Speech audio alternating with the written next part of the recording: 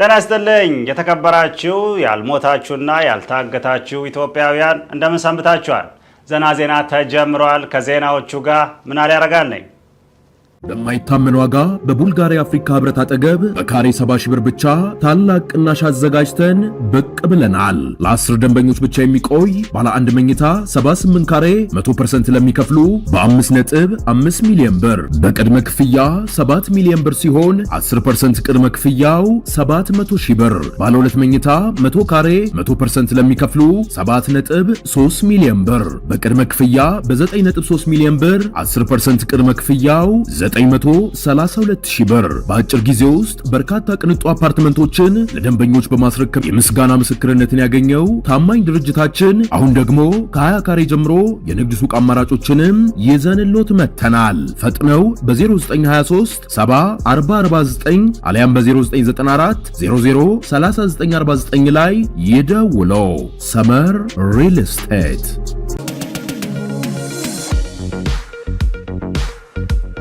ወደ ቀዳሚ ዜና እናልፋለን። ለታገቢኛለሽ ጥያቄ መኪና ሙሉ አበባ የሰጠው ወጣት የፍቅረኛውን ልብ ሲያስከፍት ቤተሰቦቿ ደግሞ የአበባ ሱቅ ከፈቱ። ያልጠወለገች ልጅ በሚጠወልግ አበባ የቀየሩት ቤተሰቦቿ አበብሽ አበባ እየዘፈኑ ሲሆን ታናሽ እህቷም ከታላቋ ተምራ አበባ ሳይሆን የአበባ እርሻ የሚያመጣ ባል እንድታመጣ እየገፋፏት ነው። በቤተሰቦቿ እየተገፋፋች ያለችው ወጣት አበባ ፍለጋ ስትዞር እሾህ ላይ እንዳትወድቅ ስጋት አለ።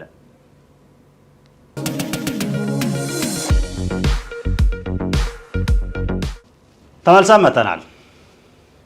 ኢትዮጵያ ጋዝ አገኘች። ወድቆ መሆን አለበት።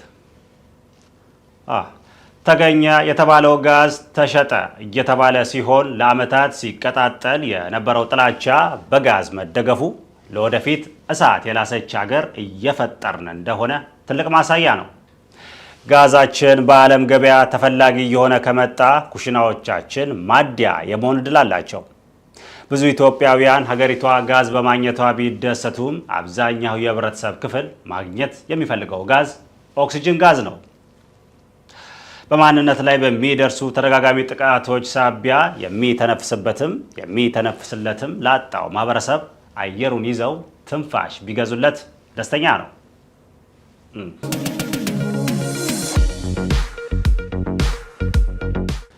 የሳይክል መንገድ ላይ አህያ የነዳው ግለሰብ ትልቅ ቅጣት ተሸከመ። የሳይክል መንገዱን ዴሊቨሪ የሚሰሩ ሰዎች ቢጠቀሙበትም ቅጠል የተሸከመ አህያም የሚሰራው ያው ዴሊቨሪ ነው። በኤሌክትሪክ የሚሰራ አህያ ባለመኖሩ ለቅጣት የተዳረገው ግለሰብ አረንጓዴውን ከተማ እንዲግጡ የተፈቀደላቸው ውስን ሰዎች መሆናቸውን አላወቀም። በዚሁ መሰረት ግለሰቡ እጁ ላይ ያለውን አህያ ይዞ ከከተማ በመውጣት የገጠር ኮሪደር ላይ ለማስሮጥም ለማስጋጥም የስራ ሞራሉም የስራ ጅራፉንም አስነስቷል።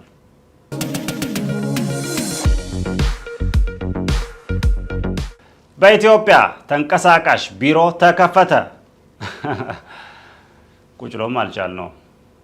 ቢሮው አውቶቡስ ላይ የተገጠመ ሲሆን ከዚህ በኋላ ጉዳይ ያላቸው ተገልጋዮች ፌርማታ ላይ ቆመው ቢሮ ይጠብቃሉ።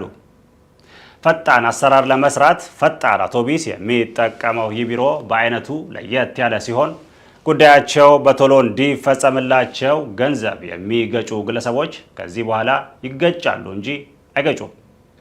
መሶብ የተባለው ይሄ አሰራር ለብዙ ወጣቶች ተንቀሳቃሽ እንጀራ ፈጥሯል። ከከተማ ወጣ ባሉ ክፍለ ሀገራትም አገልግሎቱን ለማድረስ ቢታቀድም አጋቾች አውቶቡስ መስሏቸው ቢሮ እንዳያግቱ ተፈርቷል።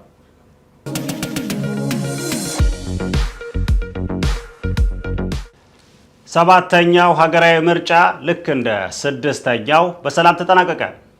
ስምንተኛው ምርጫ እስኪደርስ በዳሽሙላ የሚኖረው ህብረተሰብ በነቂስ ወጥቶ ይገለኛል፣ ይጠቅመኛል ያለውን ፓርቲ ሲመርጥ ውሏል። አሸናፊው ፓርቲ ከብላክቦርድ ከምርጫ ቦርድ ጋር በመተባበር የምስጋና ፓርቲ ያዘጋጃል ተብሏል። ምርጫውን አስመልክቶ አንዳንድ ግለሰቦችን ዜና አነጋግሯቸዋል። እንደሚከተለው ይቀርባል። አቤት ምርጫ፣ አቤት ምርጫ! ምርጫማ እንደዚህ ነው። መረጥኩ እኮ እኔ አሁን ሞቼ ነበር። ይሄው እንደምታይ ነው። ተገንዤ አብቅቶ ትዝ ሲለኝ ለካ ምርጫው ነበር። ድንግጥ ብዬ ነው ነፍስ የዘራሁት። እንዴ ሳልመርጥም አልሞትም። እየሮጥኩኝ ሄድኩት ወደ ምርጫ ቦርድ ምርጫ ጣቢያ እየሮጥኩኝ። እንደውም እዛ በችኮላ ስገባ ሰልፍ ላይ ያሉትን ሰዎች ገፋፍቻቸው ስገባ እንዴ ፋዘር ተረጋጉ፣ ምንድነው ሊሞቱ ነው እንዴ አሉኝ። አዎ ልሞት ነው፣ ግን አሁን አልሞትም መርጬ ነው ሞት አልኩኝ። ቀጥታ ከሬሳ ሳጥን ቀጥታ ነው ምርጫ ሳጥን ውስጥ ያልኩት። እውነቴን ነው የምልህ ልሞትልህ እንዴ ይኸውልህ የኔን ድንኳን የተጠቀመው ምርጫ ቦርድ። በቃ ከዚህ በላይ ምን ልበልህ እንግዲህ ምን ልበል? ከዚህ በላይ ምን ደስ የሚል ነገር አለ እንዴ? ለኔ እምባ ሊሰጥ የመጣው ነው ድምጽ የሰጠው። በቃ ኮሮጆን እኮ ገልብጠህ እንዲህ ብትደፋው እኮ ወረቀት ትንሽ ነው የምታገኘው፣ አብዛኛው እምባ ነው። ከዚህ በላይ ምን ደስ የሚል ነገር አለ? ከዚህ በላይ አለ እንዴ ሌላ ነገር? እንዴ እኔ በጣም ነው ደስ ያለኝ፣ በጣም እውነቴን ነው የምልህ። ይኸው ያለፈውን አምፖል ነው አምፖል መርጫለሁ፣ ያው መብራት ነው። አሁንም ያው ስንዴ ነው የመረጥኩት፣ ያው ምግብ ነው እንግዲህ መብራትና ምግብ ነው የመረጥኩት ማለት ነው። ከዚህ ምን ትማራላችሁ መሰላችሁ? የሰው ልጅ ሁልጊዜ መምረጥ ያለበት ቤቱ የማያገኘውን ነገር ነው። በተያያዘ እጅ የሌለው ግለሰብ ምርጫውን በጥርሱ እንደመረጠ ተሰምቷል። ድምፅ በጥርስ የሰጠው ወጣት አድናቆት ያገኘ ሲሆን እሱ ካርዱን ሲነክስ፣ ፓርቲው ደግሞ ህዝቡን እንደሚነክስ ትልቅ ማሳያ ነው።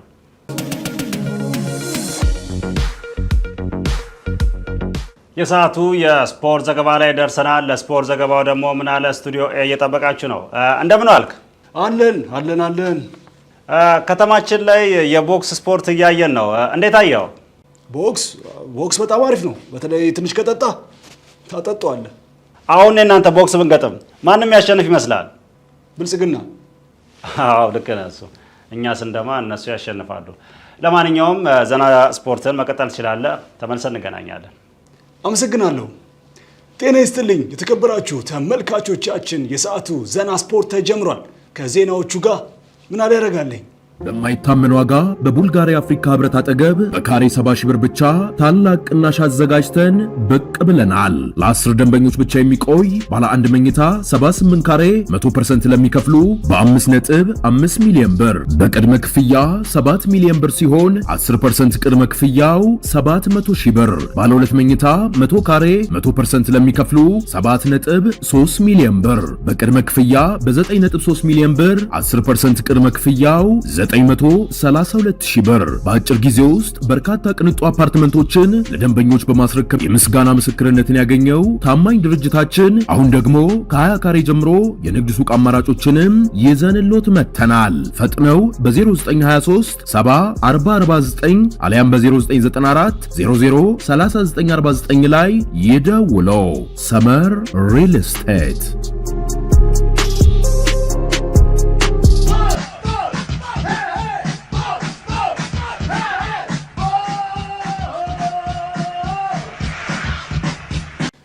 ለረጅም ዓመታት ያለ ደጋፊ መጫወት የለመደው የኢትዮጵያ ብሔራዊ ቡድን የደጋፊ ድምፅ እንዳይረብሸው ቀጣዩን ጨዋታ የሚያደርገው አብሮት ላይብረሪ ነው። ጸጥ ያለ ሜዳ የለመደው ብሔራዊ ቡድን ኮሽታ ከሰማ ስለሚንኮሻኮሽ ላይብረሪ ውስጥ ተጫውቶ በጥሞና ኳስ ለመቀባበል አቅዷል። ላይብረሪ ውስጥ መጫወት ትልቅ ጥቅም አለው አለው የብሔራዊ ቡድኑ አሰልጣኝ። ጨዋታውን ማንበብ ቢያቅተን እንኳን መጽሐፍ ማንበብ አያቅተንም ብሏል።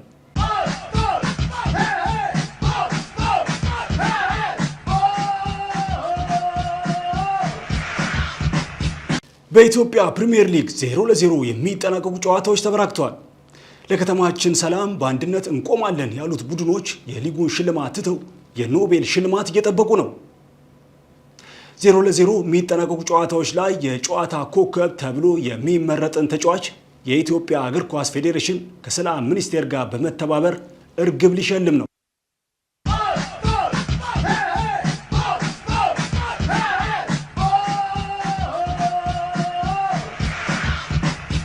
በሴቶች እግር ኳስ ውስጥ የተጫዋቾች ቅጥር ላይ የሚሰሩ ደላሎች አይታወቅብንም ብለው የቤት ሰራተኛ አስቀጠሩ። በደላላ የተቀጠሩ ተጫዋቾች አሰልጣኛቸውን እትዬ ያሉ ሲሆን ሰው ፊት ቁምጣ እናረግም በቀሚስ እንጫወታለን ማለታቸው ግራ አጋብቷል። ቴስታ ለመምታት ሻሽ ማሰር አለብን ያሉት እነዚህ ተጫዋቾች ትሬኒንግ ላይ ኳሱን ትተው ወጥ እያንጠባጠቡ ነው። በዚያ አያያዛቸው ከሄዱ ጨዋታ መሃል ላይ እናቴ ታማለች ሰው ፈልጉ ይላሉ።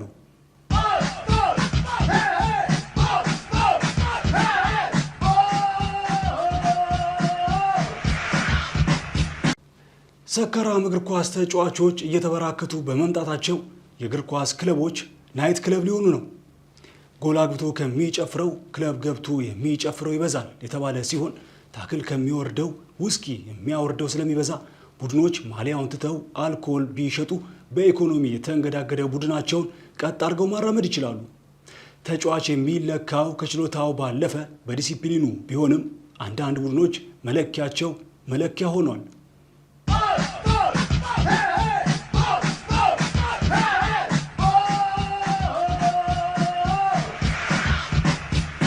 በኢትዮጵያ እግር ኳስ የቫር ዳኝነት ስላልተጀመረ ከቀጣይ ዓመት ጀምሮ ዳኞች መሀል ላይ ያስጀምራሉ።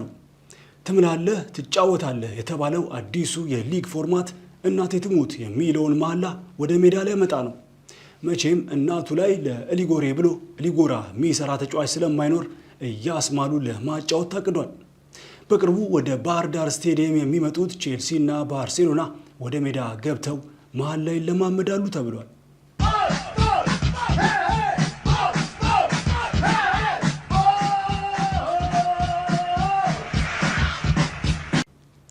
አርቲስቶችና ባለስልጣናት ተባብረው የበሉትን ብር ጠቅላይ ተጫወቱት። ጨዋታውን ባለስልጣናት በሰፊ ጎል ልዩነት አሸንፈዋል። ስቴዲየም ገብቶ ጨዋታውን የተከታተለው የበይ ተመልካች ጥሩ ጨዋታ የተመለከተ ሲሆን ዘና ስፖርት ከሁለቱም ቡድኖች ተጫዋቾች ጋር ቆይታ አድርጓል። እንደሚከተለው ይቀርባል። ጨዋታውን አሸንፈናል። እንዳያችሁት ነው። በጣም አሪፍ ጨዋታ ነበረ። አርቲስቶች ዝም ብለው ነው፣ እኛ ከፍተኛ ግምት ሰጥተናቸው ነበር። ምንም አይችሉም። አርቲስቶች መድረክ ላይ እንጂ ሜዳ ላይ መጫወት ብዙም የሞቱ ናቸው። መቼ ለእነሱ ተብሎ ታዲያ ሜዳው መድረክ አይሆን ወይስ እነሱ እንዲጫወቱ ቆንጆ ሴት መምጣት አለበት?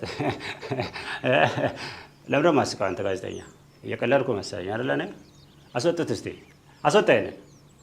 እኛ ስናወራ ማጨብጨብ ነው ያለባችሁ። መኮሳተር እንዴት ነው ነገሩ? እኔው እኛ በነፍሳቸው ነው የተጫወትንባቸው።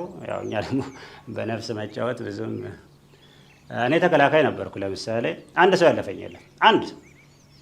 አንድ ሰው አልፎኛል። ግን ያው እሱን ተቀባብሎ አይደለም አቀብሎ ነው። ዝም ብሎማ ማለፍ አይቻልም። ዝም ብሎ ቢያልፍ መቼም አያልፍለትም። በእርግጥ ፍላጎት ሊኖር ይችላል፣ ማለፍ ፍላጎት ሊኖር ይችላል። አይደብረኝም። እኔም ቤቱን ለልማት ፈልገው አይደብረውም። ቫይስ ቨርሳ ነው። ጋይብቷል።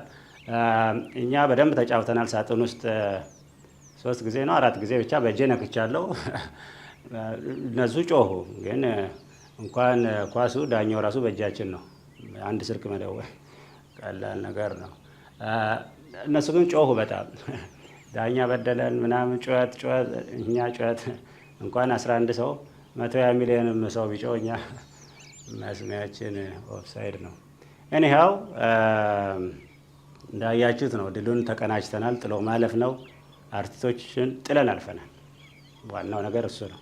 ቀጣይ ጨዋታችሁ ጋዜጠኛ ጋር ነው ተባብለናል፣ ተነግሯል።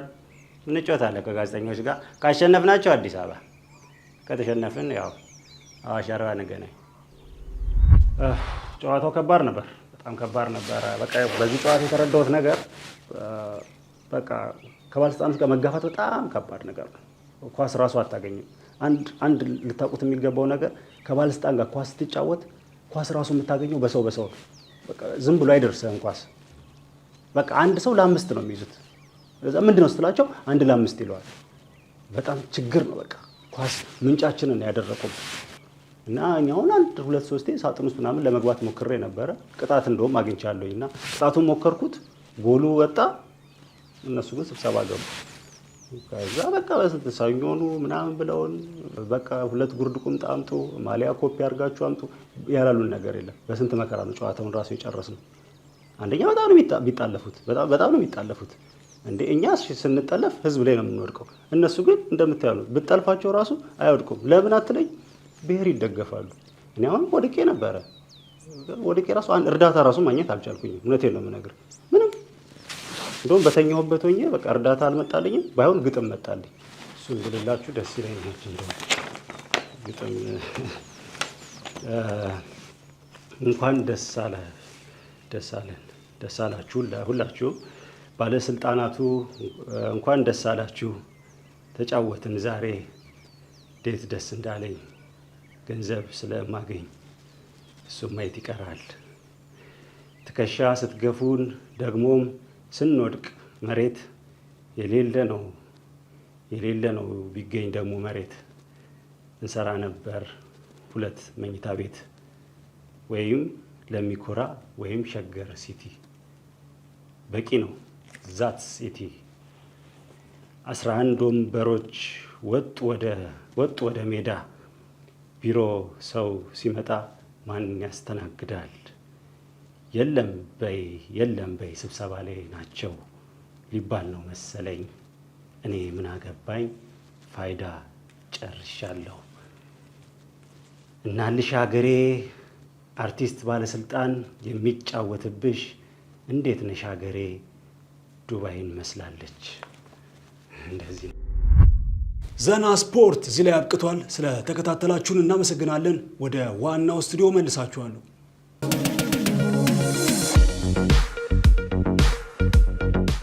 የሰዓቱ ዘና ዜና እዚህ ላይ አብቅቷል። ምናለ ያረጋል ቦቾ ኮሚክስ የሚለውን የዩቲዩብ ገጽ 60 ሺህ እናስገባው። እዚህ ጋር ግድ ነው ነግሬያለሁ።